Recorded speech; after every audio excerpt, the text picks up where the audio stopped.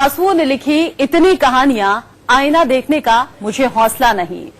अगर इस शेर को आप समझना चाहते हैं तो सिर्फ इतना महसूस करने की जरूरत है कि आप आईने में अपना चेहरा देखना चाहते हैं, लेकिन आंखों में आंसू इतने हैं कि अपना ही चेहरा धुंधला सा नजर आ रहा है। और इसी धुंधले चेहरे को साफ देखने का जरिया है नागरिकता कानून। नागरिकता कानून पर जो भी लोग सियासत इस वक्त कर रहे हैं, आज इंडिया न्यूज की ये रिपोर्ट देख लेंगे तो सियासत की दिशा बदलने पर मजबूर हो जाएंगे। –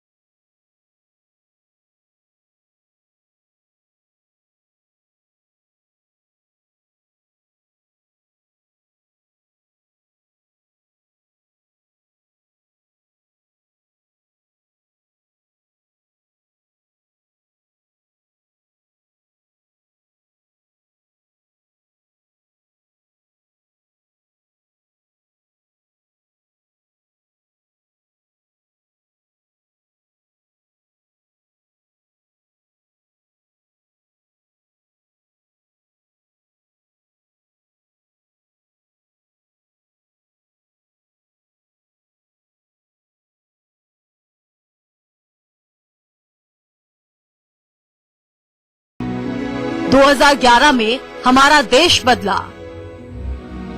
2011 के बाद हमारी दुनिया बदली। अब हमारी जिंदगी बदल रही है, लेकिन 64 साल हमने अपने ही मुल्क में जुल्म सहे। आज हिंदुस्तानी हमें अपना रहे हैं, इसीलिए हिंदू पाकिस्तानी अपना दर्द सुना रहे हैं। दिवाली हो या दाह संस्कार, पाकिस्तान में हिंदुओं पर जुल्म तय है। आज पाकिस्तानी हिंदू हिंदुस्तान से कुछ कहना चाहते हैं। अर्जुन दास, चंद्रमा, हीरालाल, पाकिस्तान से आए ये हिंदू शरणार्थी आपको बताएंगे वहाँ हिंदू होने का मतलब है जिंदगी को नर्क बना देने की गारंटी। पाक में दिवाली से लेकर दाह संस्कार तक जुल्म। वहाँ पर तरह तरह के हिंदुओं के साथ जातियां हैं। जैसे मिसाल के तौर पर हिंदू धार्मिक बहुत मतलब कठिनाइयां हैं वहाँ पर हिंदुओं के साथ। हिंदू त्यौहार जो हैं, होली, दिवाली वगैरह और बहुत सारे जो त्यौहार हैं, और दाह संस्कार है उसमें भी प्रॉब्लम है। वहाँ पर दाह संस्कार करने नहीं देते, वो त्यौहार नहीं मनाने देते। सुना आपने, मुजफ्फरनगर के शरणार्थी कैंप में करीब 10 साल से जिंदगी गुजारने वाले पाकिस्तानी हिंदू अर्जुन दास के दिल में दिवाली से दाह संस्कार तक जो दर्द और दहशत समाई है, वो आज नागरिकता कानून के बहाने आपके सामने आ रही है। ये सुनकर आपका कलेजा कांप जाना चाहिए कि पाकिस्तान में लगभग हर हिंदू काफिर कहलाए जाने के लिए मजबूर है। मस्जिद के सामने हिंदू पानी नहीं पी सकते। जैसे कोई मस्जिद है, उसके सामने किसी हिंदू ने पानी पी लिया तो वो कहने के काफिर ने पानी पी लिया ये मस्जिद के बाहर से। ऐसा भी है। वहाँ ज्यादातर लड़कियों का अपहरण होता है। वहाँ लड़कियों का अपहरण करके उनको जबरन मुसलमान बना दिया जाता है। वो ये कहते हैं कि अब तो ये मुसलमान हो गई, अब हम वापस देंगे नहीं। और हिंदुस्तान में आके हमें बहुत अच्छा लग रहा है, और ये हम सोच रहे हैं कि हमारी जो पीड़ा थी वो खत्म, समाप्त हो गई और नया जीवन हमें मिला है। अर्जुन दास उन लाखों पाकिस्तानी हिंदुओं में से एक हैं जिन्हें भारत में अब तक सिर्फ झोपड़ी ही नसीब है, लेकिन वो खुश हैं क्योंकि यहाँ उनकी जिंदगी और मजहब दोनों सलामत है। अर्जुन दास ने तो अपने जज्बातों पर काबू रख लिया, लेकिन पाकिस्तान से आई हिंदू महिला चंद्रमा जब जब सरहद पार के जुल्मों को याद करती हैं, तब तब उनकी आंखों से दरिया बहने लगता है। पाक में दिन रात हिंदू बच्चियों का अपहरण। यहाँ आए हमारे को डर ही नहीं है, किस बात की डर नहीं है। रात को चले जाए तभी भी डर नहीं है। पाकिस्तान में किस तरह का डर? पाकिस्तान में हमारा भी डर था, शाम से हम घर से बाहर नहीं निकलते थे, क्योंकि हमें डर था हमारे को उठा ना ले जाए। और हमारे बच्चे की पढ़ाई कुछ भी नहीं है, आप देखोगे कोई पढ़ाई नहीं है पाकिस्तान के, हमारे बच्चे सारे अनार आए हुए हैं, क्योंकि हमारे बच्चों को कुछ खतरा ना हो जाए। हिंदू लड़कियों और महिलाओं के साथ कैसा? महिलाओं के लिए ये तो आप तो सुन रहे हो, न्यूज में देख रहे हो क्या हाल हो रहा है। तो मैं तो बार बार कह रहे हैं, कह पे हम रहे तो तभी डर लगता है। अभी हम कह रहे हैं लड़की हो कोई अपना बच्चे बचे हुए हैं पाकिस्तान में, इसको बुला लीजिए, आए इधर आ जाए। पाकिस्तान से आई हिंदू शरणार्थी चंद्रमा का दर्द सिर्फ वही समझ सकते हैं जिन्होंने सरहद पार जुल्मों को सहकर भी खुद को जिंदा रखा है। जब 5 लोगों का ये परिवार मुजफ्फरनगर के खतौली से बीजेपी विधायक विक्रम सिंह सैनी से मिलने पहुंचा, तो उनमें शामिल हीरालाल ने बताया कि नागरिकता कानून ही उन जैसे सताए हुए लोगों के दर्द की सबसे बड़ी दवा है। नया जीवन मिलने जैसा है CAA। आया ये इतना जरूरी था कि हद से ज्यादा आतंक हो चुका था पाकिस्तान के अंदर हिंदुओं के साथ, और ये एट आने के लिए एट आया है। हिंदुओं को एक जागृत मिली है और एक नया जीवन मिल रहा है, जो पाकिस्तान से और बांग्लादेश से और अफगानिस्तान से जितने भी हिंदू हैं उनके लिए नया जीवन हो रहा है। इतना है, बुरा माहौल है, इतना रोज देखते हैं, बहुत बुरा माहौल है। क्या है वहाँ पे जीना? हिंदुओं के लिए जीना ऐसा है कि जैसे कुत्ते की जिंदगी जी रहे हैं बेचारे, क्या करेंगे वो। मुजफ्फरनगर की खतौली से बीजेपी विधायक विक्रम सिंह सैनी का दावा है कि वो हिंदू पाकिस्तानी शरणार्थियों को अपनी विधानसभा में बसाएंगे।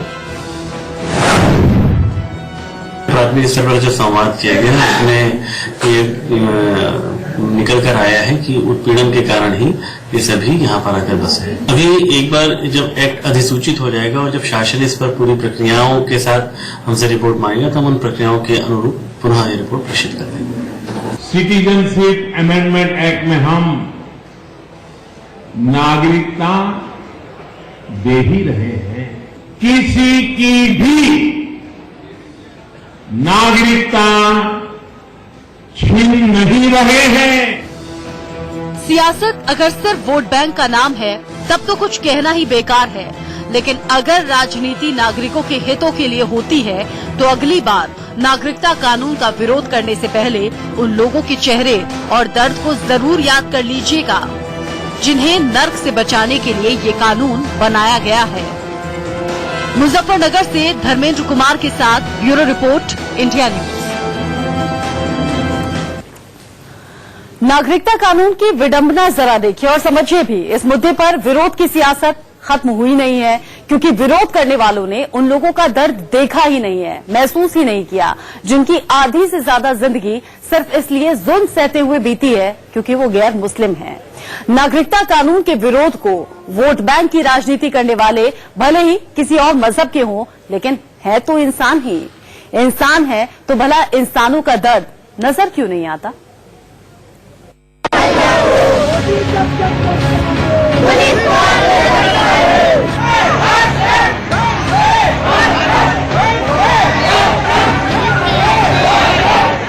नागरिकता कानून के विरोध और समर्थन की ये 2 तस्वीरें अपनी अपनी बात कह रही हैं। लेकिन नागरिकता कानून की असली कहानी समझनी है तो आपको तीसरी तस्वीर पर गौर करना होगा। नागरिकता कानून को लेकर देशव्यापी विरोध और समर्थन में प्रदर्शन हो रहे हैं, लेकिन इन दोनों से ज्यादा गौर आपको बीच वाली तस्वीर पर करना चाहिए, क्योंकि नागरिकता कानून ऐसे ही पीड़ितों के लिए बना है जो पाकिस्तान, अफगानिस्तान और बांग्लादेश में सताए गए हैं। पीलीभीत में बांग्लादेश से आए शरणार्थियों के लिए नागरिकता कानून नया जीवन मिलने जैसा है। नागरिकता कानून के नाम पर दिल्ली से लेकर देश के अलग अलग शहरों में विरोध और समर्थन की रणनीति बन रही है, लेकिन जिनके नाम पर यह सब कुछ हो रहा है वहां इंडिया न्यूज के सिवा और कोई नजर नहीं आया। और जब इन लोगों को इंडिया न्यूज नजर आया तो उन्होंने हमारे जरिए अपने जुल्मों का सच बयां करना शुरू कर दिया। धर्म परिवर्तन किया जा रहा था और तरह तरह की हमें माँ बहनों की आबरू इज्जत हमारे खतरे में थी। जैसे हमने जान बचाकर किसी तरह से हमने यहाँ पे आए थे। हमारे माननीय अमित शाह जी, हमारे माननीय प्रधानमंत्री नरेंद्र मोदी जी ने इतना साहसिक काम करके हमें सम्मान दिया है और एक हमें सामान्य जीवन बिताने का महात्मा गांधी का जो वचन था, उस वचन को पूरा करने के लिए बखूबी उन्होंने निभाया। हम उनके तहे दिल से हार्दिक अभिनंदन करता हूँ। नागरिकता कानून का विरोध करें या समर्थन, इस सवाल का जवाब आपको पाकिस्तान की इन 2 तस्वीरों में मिल जाएगा।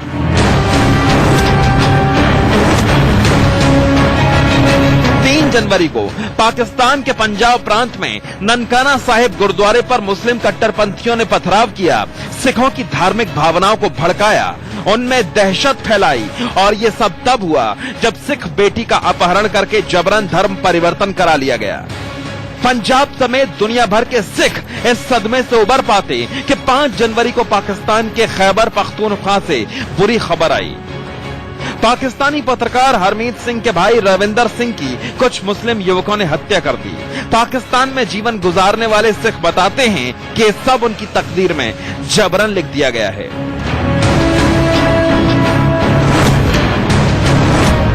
जवान भाई को खून में लथपथ उसकी लाश मुझे मिलती है, मुझे वो उठानी पड़ती है, तो एक आम साधारण सिख का क्या हशर होगा।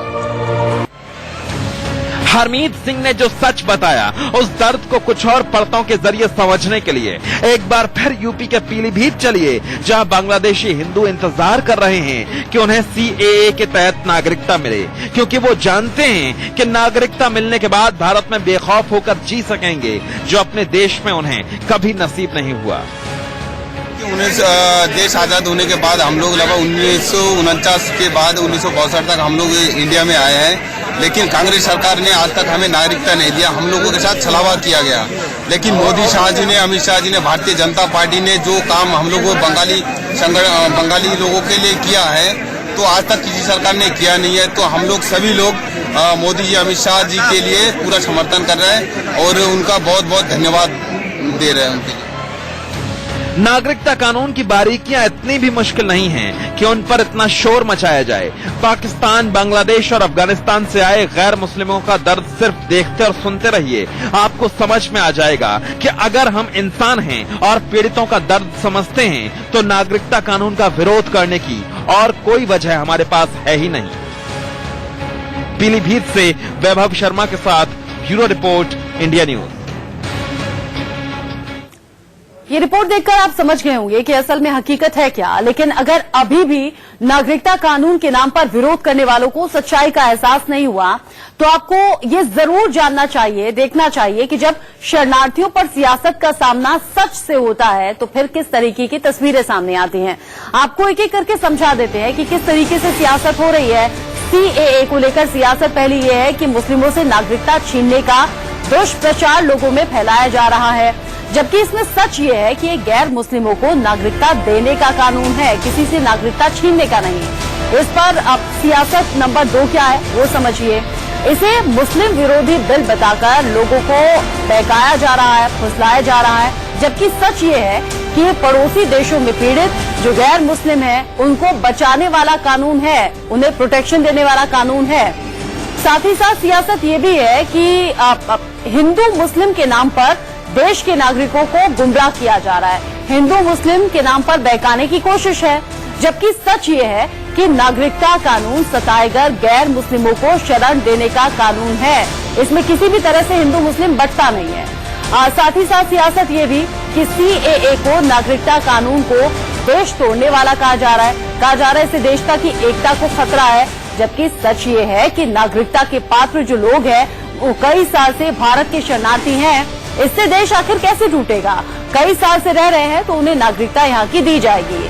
सियासत ये भी है कि शरणार्थियों की नागरिकता को गैर जरूरी कहा जा रहा है, जबकि सच ये है कि नागरिकता मिलने से गैर मुस्लिम शरणार्थियों की जिंदगी यहाँ बेहतर होगी, बेहतर जिंदगी जीने का अधिकार उन्हें मिलेगा।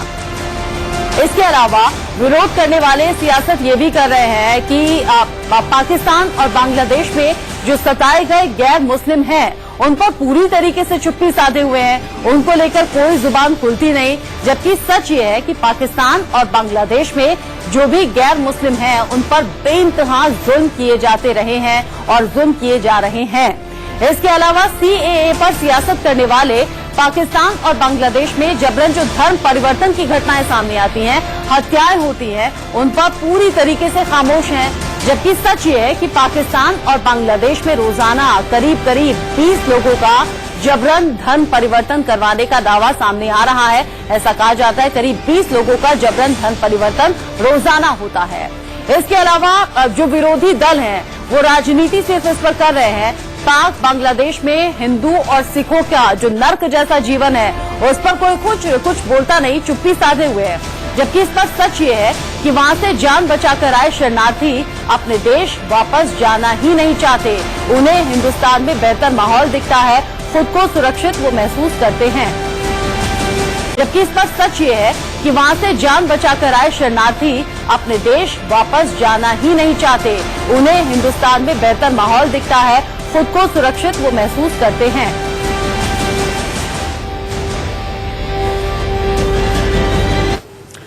उम्मीद है कि रिपोर्ट्स देखने के बाद आप समझ गए होंगे कि नागरिकता संशोधन कानून जो है वो सिर्फ नागरिकता देने का कानून है, ना कि नागरिकता छीनने का। अगर कोई भी ये भ्रम फैला रहा है तो इस भ्रम से बचिए, हकीकत जानिए। एक ब्रेक के लिए यहाँ पर रुक रहे हैं।